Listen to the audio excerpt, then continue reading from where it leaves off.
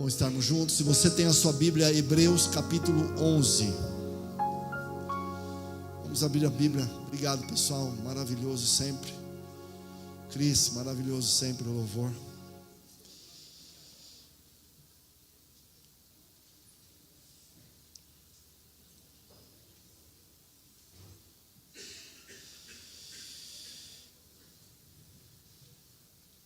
Hebreus capítulo 11. Queridos, o sermão dessa manhã tem tudo a ver com aquilo que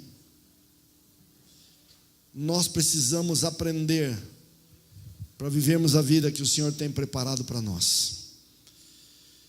Paulo começa dizendo que a fé é a certeza de coisas que se esperam. Que a fé nos dá a convicção de fatos que ainda não se veem. Paulo começa dizendo que a fé, ele tem uma definição inicial, que a fé, ela me dá a certeza de que Deus está conduzindo a minha vida, quando eu confio nele, quando eu ando com ele, quando eu vivo com ele. A fé me dá a certeza de que algumas coisas podem ser esperadas. O que pode ser esperado? Tudo que eu oro, tudo que eu peço, pode ser esperado? Depende. Em João, no capítulo 15, Jesus diz assim: se as minhas palavras estiverem em vós, pedireis o que quiserdes e vos será feito. Jesus está dizendo que se eu tenho as palavras dele, a palavra dele na minha vida, na minha mente, no meu caráter, se eu viver uma vida ao lado de Deus, se eu me entregar a ele, se eu permitir que ele dirija a minha vida, a ponto dos meus pensamentos, dos meus gostos, dos meus objetivos serem influenciados por ele, os meus pedidos que andarão nessa direção divina, obviamente serão atendidos. Pastor, eu não posso pedir o que eu quero? Claro que você pode, mas a Bíblia diz que muitas vezes nós não recebemos porque pedimos mal. E por que pedimos mal? Porque pedimos as coisas para Deus impulsionados pela natureza humana, carnal, que muitas vezes chega à conclusão de que aquilo que eu estou pedindo será bom para mim. Por não ter a visão divina, por não ter a influência do Espírito Santo de uma maneira mais plena, eu acabo, sem perceber, fazendo pedidos que parecem bons. Jesus diz: qual é o pai que se pedir um pão, se o filho lhe pedir um pão, lhe dará uma pedra? Qual é o pai que se o filho pedir um peixe, lhe dará um escorpião? Se vocês, Jesus disse, sendo homens, humanos, falhos, sabeis dar boas dádivas aos vossos filhos, quanto mais o Pai Celeste vos dará todas as coisas. Deus tem o desejo, escuta o que eu vou te dizer, Deus tem o desejo de te responder sempre, sim, da melhor maneira, mas por nos amar tanto, Ele tem que algumas vezes nos dizer não, porque nós não estamos pedindo com uma mentalidade divina. E Paulo está dizendo que a fé, a confiança que temos em Deus, a fé, ela nos dá a certeza de que Deus fará com que aquilo que esperamos aconteça, aquilo que não vemos, passemos a ver. Paulo tinha uma convicção, invejável no bom sentido, de que ele chegou num nível de confiança em Deus tão grande, que Paulo, independentemente das circunstâncias que ele vivia, coisas boas ou não aos olhos humanos, ele havia aprendido a confiar. Ele havia aprendido que mesmo nos momentos difíceis, havia um objetivo. Paulo chegava a dizer assim: eu me regozijo nas minhas prisões. Parece masoquismo, mas não é isso que Paulo não estava dizendo que ele tinha prazer em estar preso, prazer em ser perseguido, prazer em ter a sua vida ameaçada. Paulo tinha uma convicção de que as coisas que aconteciam com ele, pelo fato dele confiar, dele ter fé, dele depositar a vida dele nas mãos de Deus, ele tinha a convicção de que nada que viesse a acontecer com ele deixaria de ter um propósito. Escuta o que eu vou te dizer, isso é muito importante.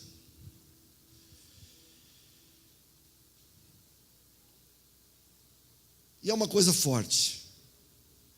E pode parecer fanatismo, e pode parecer radicalismo. Porque a gente faz tantas coisas na vida, e Deus acha que tudo bem. É bom a gente se divertir, é bom a gente estudar, é bom a gente rir, brincar, conversar, está tudo certo. Deus não é um Deus que não quer alegria, que não quer que você tenha um momento de lazer, que não quer que você seja feliz com a família. Não é isso que eu vou dizer. Mas os homens da Bíblia, como Paulo, que chegou num ponto aonde ter uma vida com Deus, viver uma vida com Deus, chegar num nível aonde ele lutava para que Cristo vivesse 100% nele, isso era o que marcava a vida de Paulo. Nada era mais importante para Paulo e para os grandes homens da Bíblia e mulheres do que ter uma vida com Deus de confiança plena. Nada na vida, escutem isso, em nome de Jesus, para eles, nada na vida, Marcelo, era mais importante do que isso.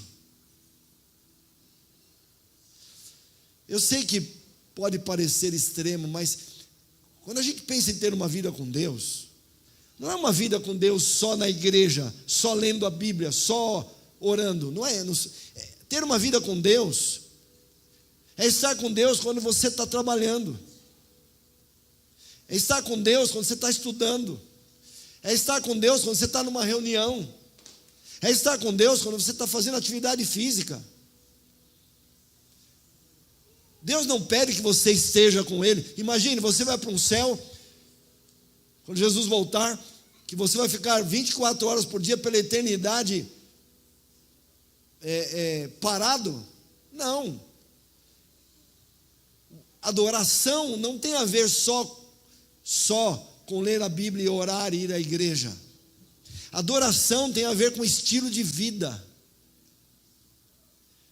Quando eu sou um bom profissional, a gente estava falando disso, quando a minha vida é um exemplo profissional, eu estou adorando a Deus. Sabiam disso?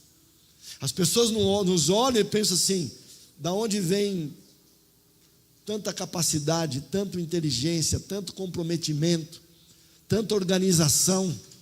Isso é adoração, porque as pessoas percebem que você é como é, em primeiro lugar por ter Deus. Claro, você se dedica, você estuda, você se esforça, mas Deus aparece no seu estilo de vida. Quando eu busco ter saúde, Deus aparece no meu estilo de vida. A fé, a confiança em Deus, ela me impulsiona a viver uma vida de dependência de Deus e de uma busca de saber que eu estarei com Deus em todos os momentos. Tem uma coisa Quando a gente está diante de alguma necessidade, diante de algum desafio, quando estamos fazendo algum pedido de oração, estamos esperando uma resposta, uma solução, sabe o que mais me importa? Estou falando para mim primeiro, depois você fala de você. Você pode pensar junto comigo. O que mais me importa é saber se eu estou com Deus, Simone, tendo a certeza de que a resposta que virá vem de Deus. Vocês concordam comigo? Que pode aparentemente acontecer algo bom comigo e não ser de Deus, mesmo parecendo ser bom? Concordam? E vocês concordam comigo que pode não parecer bom e ser a resposta de Deus? Estão entendendo? Então aonde tem que estar minha certeza? A minha certeza tem que estar não só na resposta que virá, mas na certeza de que por confiar em Deus, por ter fé em Deus, por estar ligado a Ele, que a resposta que virá será de Deus.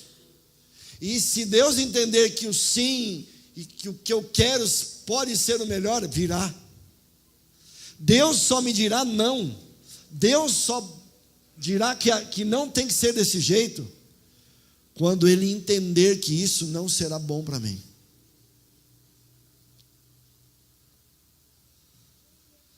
Algumas pessoas falam: pastor, eu vou prestar o vestibular, pastor, eu vou fazer entrevista de emprego, pastor, estou decidindo se eu caso ou não caso.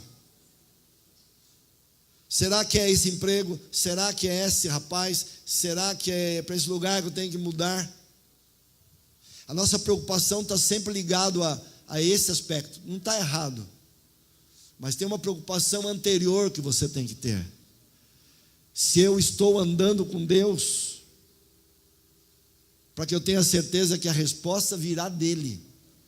E claro, se for possível, que seja ela, minha esposa, ou seu marido, ou o emprego, ou o vestibular que você tem que passar, que dê certo. Mas em primeiro lugar, que eu tenha certeza de que aquilo que eu estou esperando, que aquilo que eu estou querendo ver, seja o resultado de uma fé que me faz colocar a Deus em primeiro lugar. Tem coisas na vida que a gente só aprende com os anos e com a dedicação e com a entrega. Por exemplo, eu estou pregando aqui agora, a sensação que eu tenho, humana, é que todos estão entendendo. Eu acho que estou sendo claro, não estou ou não? Estou sendo claro? Mas eu sei que cada um de nós tem uma mente, tem uma história, tem uma vida com Deus. E às vezes algumas coisas parecem lógicas, Diamantino. Às vezes algumas coisas parecem claras. Marcelo? Mas, se eu não tenho uma mente aberta para ouvir o que Deus tem a me dizer, eu corro o risco de estar ouvindo aquilo que Deus tem para me dizer e não estar ouvindo com a mente, com o coração aberto a ponto de Deus conseguir falar comigo. Eu quero citar 3 exemplos da Bíblia sobre fé. Vou pegar um exemplo primeiro, Mateus.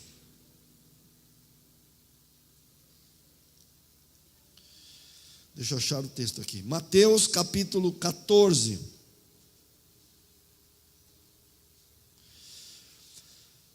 Um exemplo de Pedro primeiro. Pedro foi um dos discípulos chamado por Deus. Pedro era um homem impulsivo, era um homem autossuficiente, mas Pedro tinha muitas qualidades também. E um episódio de Mateus 14, quando Jesus estava multiplicando os pães e os peixes, os discípulos se aproximaram de Jesus e meio que pressionaram a Jesus a assumir o reino de Israel,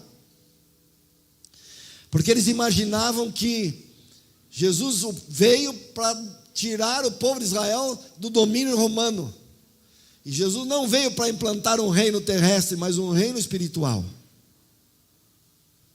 E quando Jesus termina de multiplicar os pães, e eles pressionam Jesus, Jesus diz: olha, vai. Jesus dá uma ordem: vai para o barco, depois eu encontro vocês. Só que Jesus passou a noite praticamente em oração. E na quarta vigília da noite, os judeus dividiam a noite em 4 blocos. Vou colocar no nosso horário hoje: das 6 da tarde às 9 da noite, das 9 à meia-noite, das meia-noite às 3, das 3 às 6. Das 3 da manhã às 6 da manhã era a quarta vigília. É a hora mais escura, vocês sabem, antes de nascer o sol. Jesus volta para eles no meio da noite.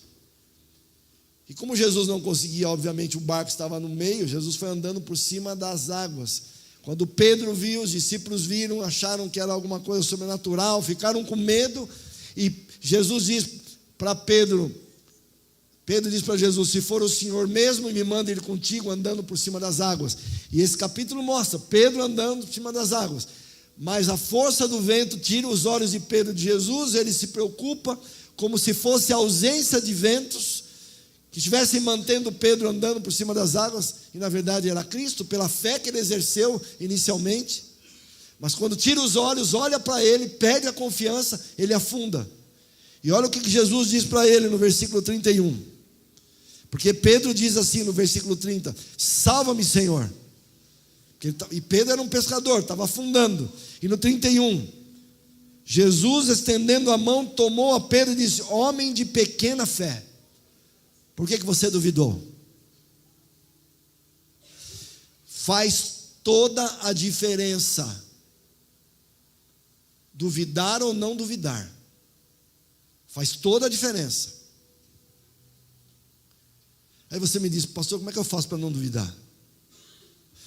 Vou fazer uma pergunta, você responde para você. Você tem certeza sempre, absoluta, de que quando você ora, Deus vai ouvir, vai atuar nisso? Você tem certeza mesmo? Você nunca ora pensando assim: eu sei que Deus me ama, está ouvindo, mas dá uma sensação de um pouquinho de insegurança. Aí você começa a racionalizar: quem sou eu para Deus ouvir? Sou pecador, sou indigno. Pedro ouve de Jesus: por que você duvidou? O que ele está dizendo? Enquanto você não duvidava, enquanto você não duvidou, você andou por cima das águas. Há essa história é real, mas ao mesmo tempo há uma simbologia aqui. A simbologia é: nós estamos andando na nossa vida, pelos caminhos da vida. Enquanto olhamos para Deus, confiamos em Deus, a vida vai numa direção.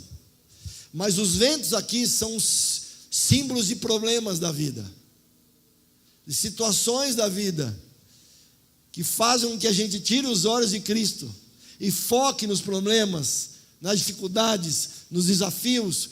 E a gente, quando começa a olhar para essas coisas e tira os olhos de Cristo, esses problemas nos envolvem de tal forma que parece que nós estamos presos a eles, e muitas vezes não conseguimos sair dessa cadeia, dessa corrente de problemas que nos prendem, porque estamos tentando enfrentá-los somente com a nossa capacidade.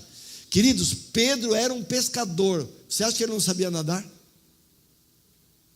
Por que ele pede: salva-me? Sabe qual a lição aqui? Mesmo naquilo que nós sabemos que somos bons, vamos dizer assim, precisamos de Deus. Mesmo naquilo que nos achamos preparados, precisamos de Deus. Eu já prego desde os 23 para 60, 37 anos. Toda vez que eu subo para pregar, vocês pensam que eu subo totalmente tranquilo, está tudo certo? Essa igreja é que eu prego bem mais tranquilo que todas. Eu tenho a sensação que vocês gostam de ouvir a palavra de Deus. Estou brincando, eu sei que vocês gostam. Sempre falo para minha mulher que eu queria pregar em todos os lugares, mas eu prego no braço. Sensação boa, vocês amam a palavra de Deus. Não que eu pregue tão diferente, mas tranquilo. Quando a gente prega para pessoas que estão abertas para ouvir a voz de Deus, É bom, não é, Marcelo?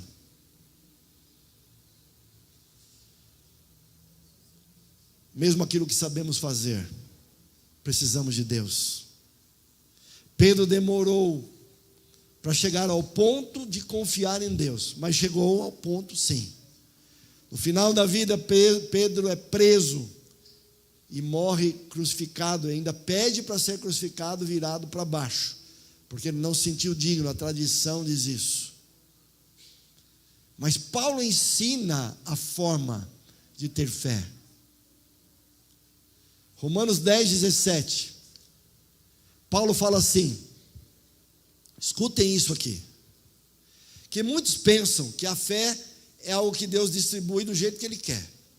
Eu gostei da Simone, de 1 a 10, vou dar 9, grau 9 de fé para ela. Marcelo, grau 8, outro grau 7, outro eu dou 10, outro eu dou... Deus não determina assim. Paulo diz, Romanos 10, 17, a fé, ela vem pelo ouvir. E ouvir o quê? A palavra de Deus. Escuta isso é básico e a gente às vezes não faz. Já recebeu um pedido assim? Cris, ore por mim, que você tem mais fé que eu, tem uma vida mais com Deus que eu. Ora por mim, já ouviu isso? A pessoa entende que ela tem menos fé, mas às vezes ela entende assim, o Cris tem mais fé porque, olha, ele está 30 anos na igreja, 40 anos na igreja. Mas a fé de uma pessoa, ela não vem só pelo tempo, ela vem pela maneira como foi utilizado o tempo. E a forma de produzir fé é pela palavra de Deus. Então, muitas pessoas também, a gente já viu isso, às vezes você tem uma pessoa que tem 1 ano de batismo, 2, e tem uma fé incrível, já viu isso? Que uma pessoa que se entregou, que estuda a Bíblia, come a palavra de Deus, ora, busca, a vida dela está centralizada nisso, e ela passa a ter uma confiança tão profunda com Deus, que às vezes os mais antigos olham e falam, não pode, está aqui há 1 ano, 2, então, lógico que o tempo contribui, mas ele contribui se você, em termos de fé agora falando, essa é a linha de raciocínio, se eu usei esse tempo de vida para ouvir a palavra de Deus, para ouvir o Espírito Santo, para sentir o Espírito Santo trabalhando, utilizando, porque a matéria do Espírito Santo, a matéria-prima do Espírito Santo, que Ele utiliza para formar meu caráter, para me fazer ter fé, é a palavra de Deus. Então, quando eu a leio, quando eu a estudo, o Espírito Santo pega os textos e ele produz na minha mente convicções, mudanças, entregas. Ele fixa a palavra de Deus na minha mente e ela produz fruto do Espírito. A expressão do caráter de Deus, o caráter de Deus vai sendo reproduzido no meu. Entendem isso? A fé vem pelo ouvir.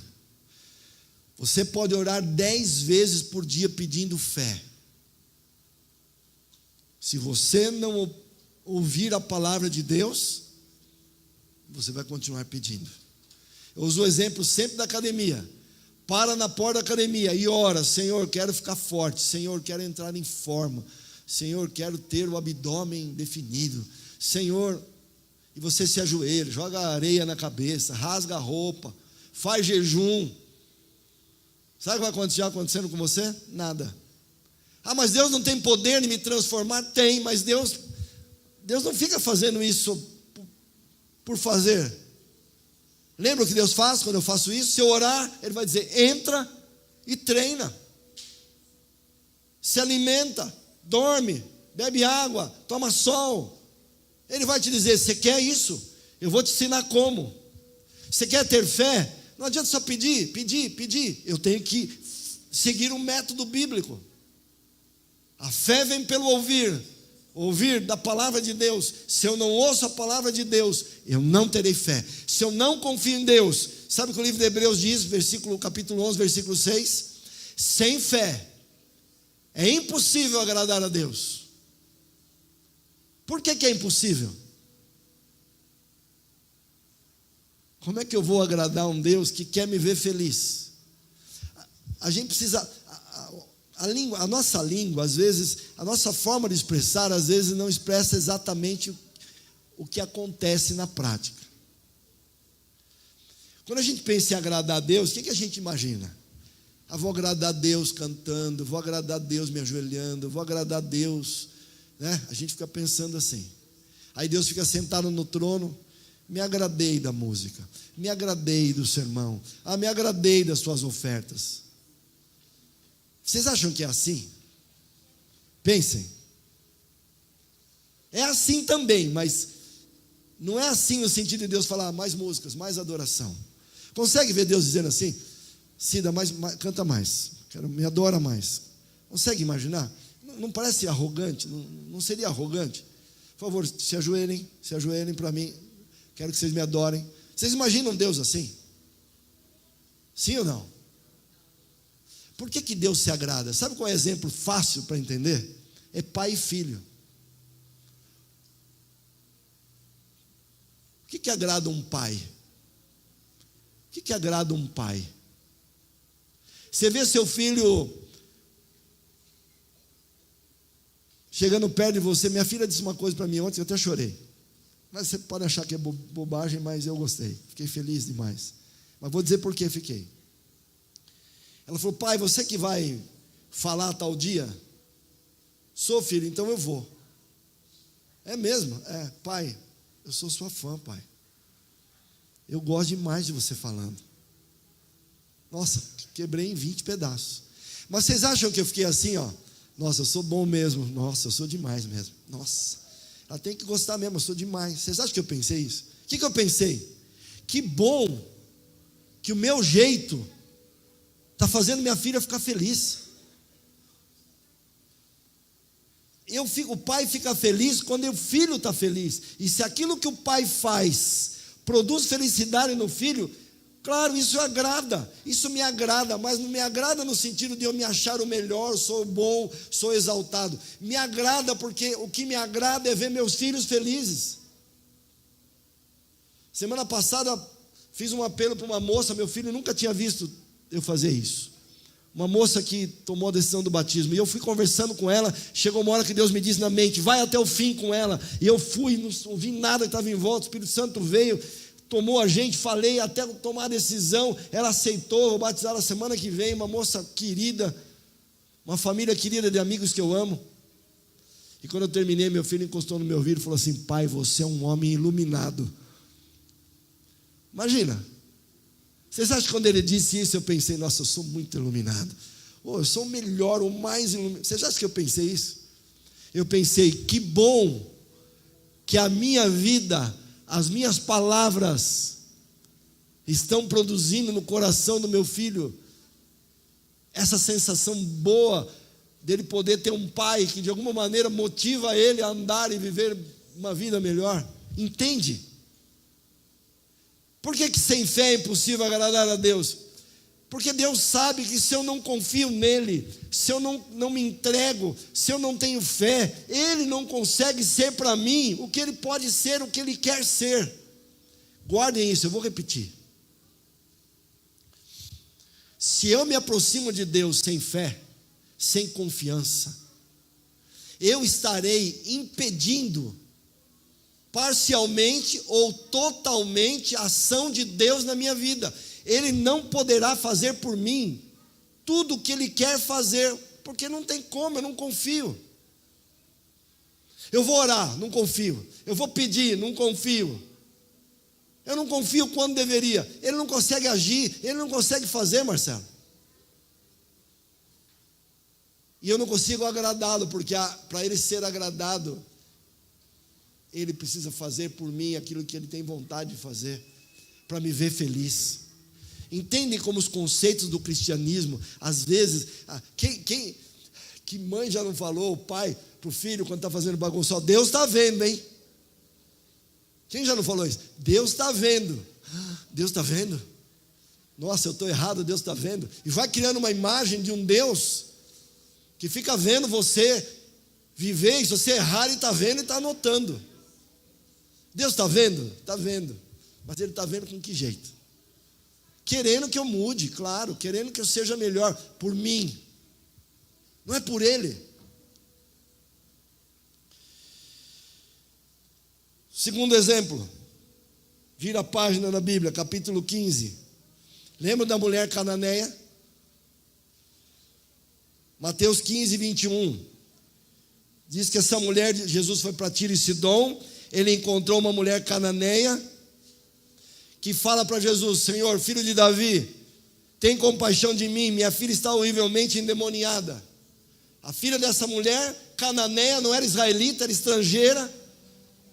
Aos olhos de Israel não tinha um estrangeiro que tivesse algum valor, nem um estrangeiro que pudesse conhecer o Deus verdadeiro, nem confiar nele. E uma mulher surge e pede para Jesus: cura minha filha, expulsa o demônio dela.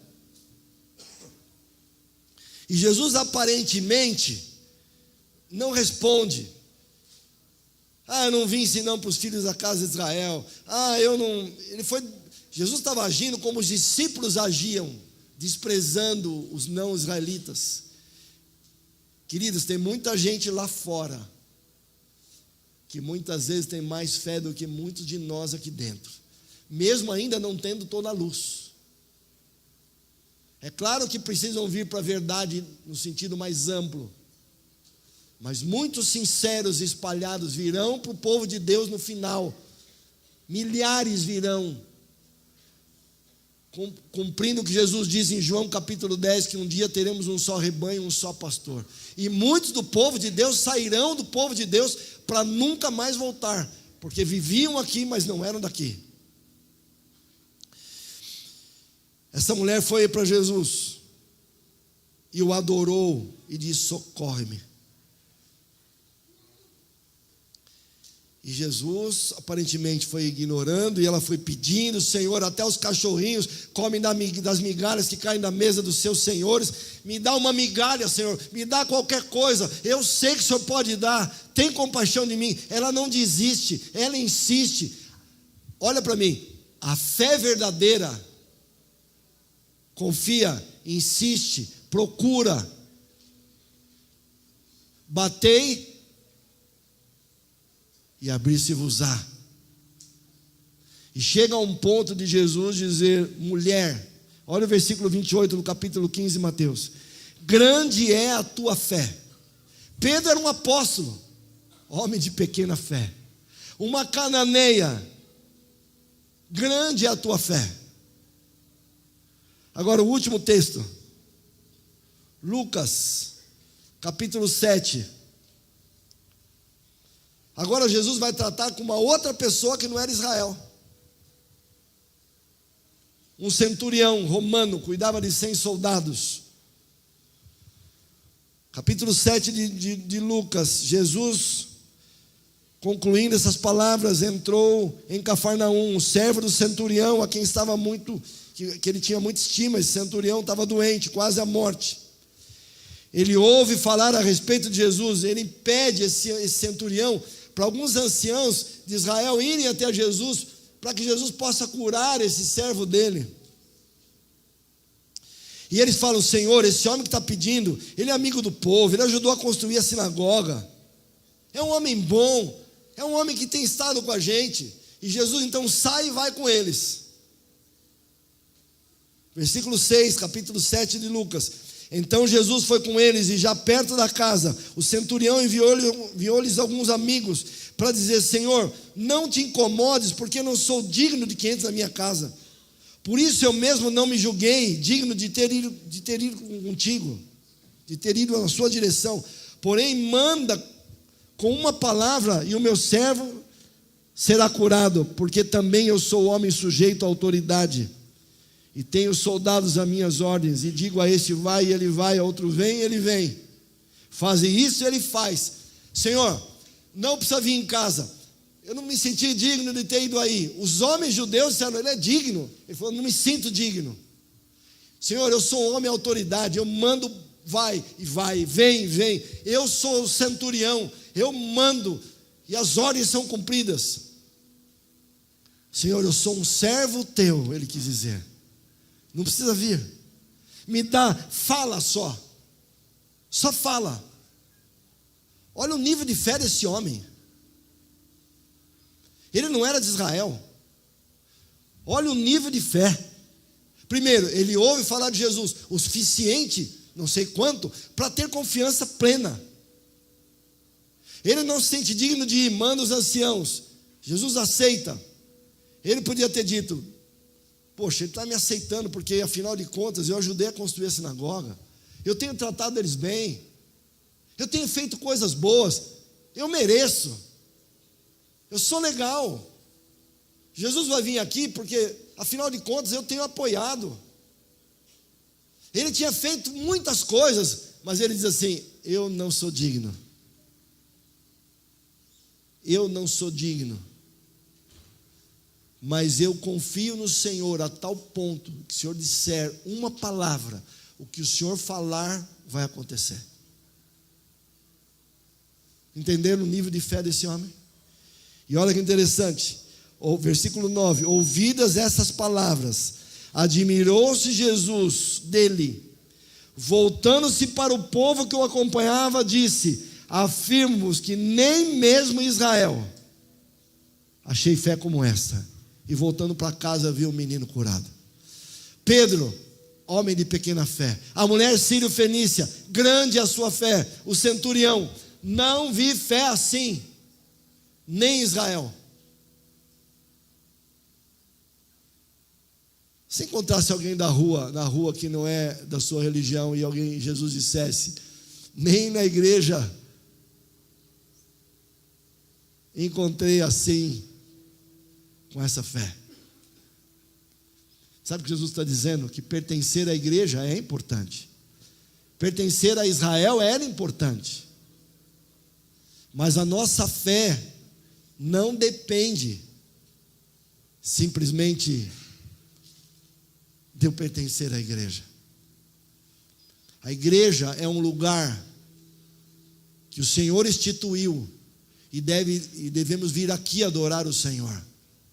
Mas eu preciso aprender que, ao ouvi-lo diariamente e também na igreja, eu terei a confiança que preciso ter. A gente olha para essas pessoas da Bíblia, olha para esse centurião e pensa: como eu quero ter uma fé assim maior do que em Israel. Mas e o preço? Eu quero pagar. Eu quero me entregar. Eu quero fazer o que o Senhor me pede. Nada na minha vida acontecerá sem que eu confie em Deus, sem que eu tenha fé. Nada. Porque sem fé eu vou dar um passo e não tenho certeza. A incerteza toma conta do coração. A dúvida, o medo, o receio, a insegurança tomam conta do coração. A minha vida fica estática, não avanço. Será que é para a direita? Será que é pela esquerda? Será que devo continuar? Será que devo parar? Quem será? É com ela que eu me caso? É com ele? Será esse emprego? Será essa profissão? Será que mudo de casa? Sem fé é viver sozinho no meio de uma tempestade. Sem fé é viver uma vida sem ter a certeza do amanhã. As pessoas procuram adivinhadores, homens que leem as mãos, as cartas, tarô, querem saber o futuro, para poderem ter segurança. O futuro, eu preciso saber se vou me casar, eu preciso saber se as coisas vão mudar. Queridos, saber o futuro pode ter o seu lugar. Mas mais do que saber o futuro, eu preciso saber se Deus vai estar comigo no futuro, no presente e no futuro. Porque se Deus estiver comigo, independente de como será o futuro, Deus fará com que o futuro seja o melhor para mim. Mesmo que eu não saiba, será que vou me casar? Estou sozinho? Será que alguém vai gostar de mim? Esteja do lado de Deus, porque Ele garantirá o seu futuro. Será que ainda vou ter um lugar para morar? Se for o melhor para você, ao lado de Deus, Deus garantirá o seu futuro.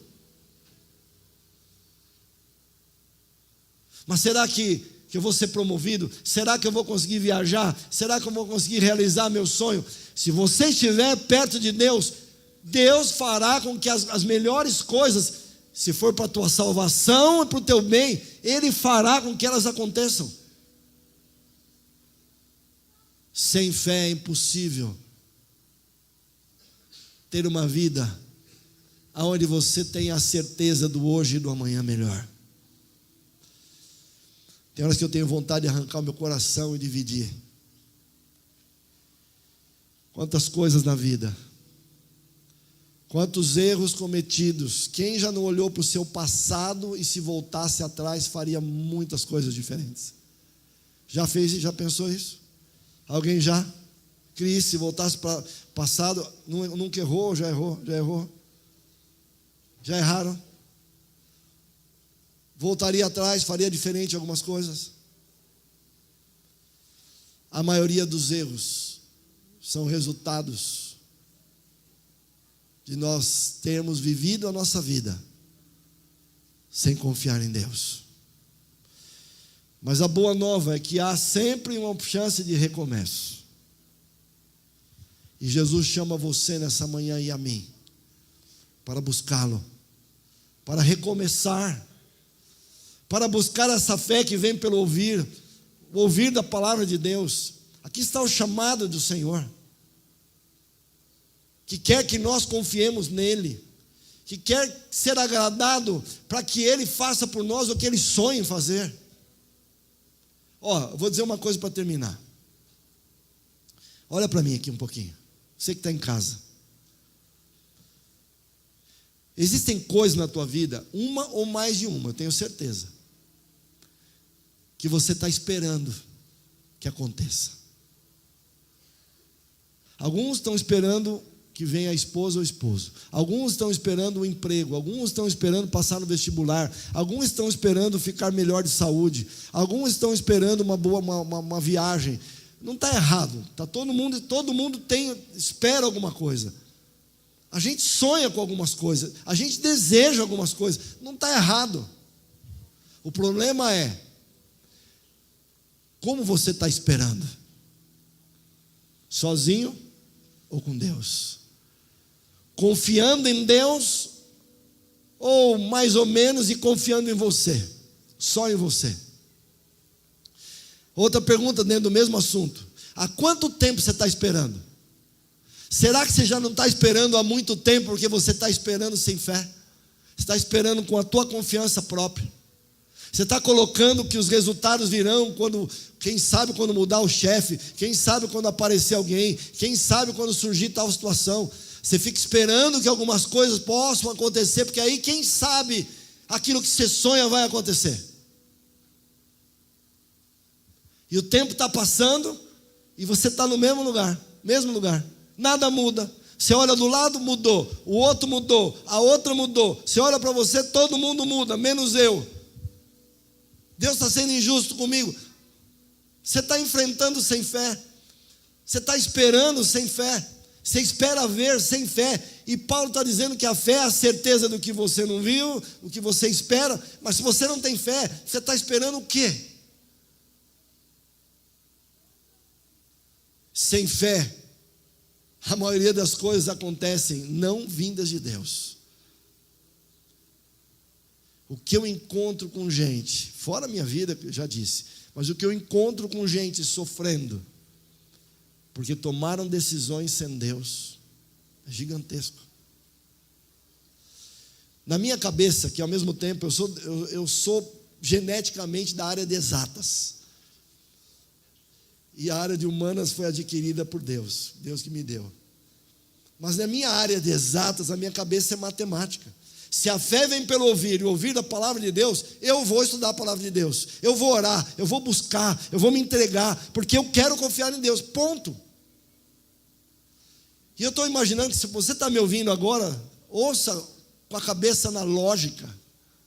Se você sair daqui nessa manhã, voltar para a tua vida e continuar vivendo do jeito que você estava vivendo, e se o jeito que você estava vivendo não tem tempo para a palavra de Deus, não tem tempo para estudar a lição, não tem tempo para orar, a sua vida vai continuar do mesmo jeito, Você vai continuar achando que Deus não está te ouvindo, você vai continuar te achando que, vão começar a achar que quem está do lado tem mais sorte que você, vai usar a palavra sorte, e a tua vida vai continuar exatamente do jeito que está. Se está bom, continua, mas se não está, o convite do Senhor é: vinde a mim. O grupo vai cantar a última música? Vamos lá, Cris. Obrigado.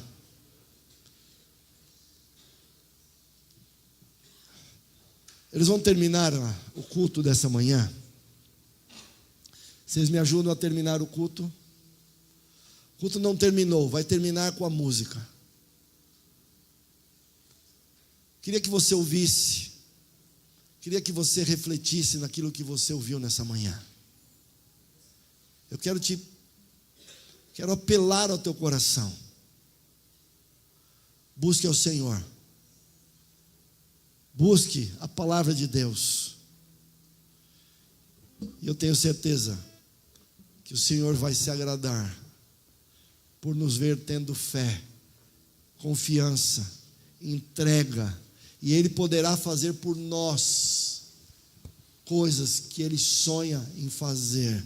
E ao fazê-lo, nós nos tornaremos homens e mulheres mais semelhantes a Ele, e com certeza felizes por termos a certeza de que o Senhor está conosco.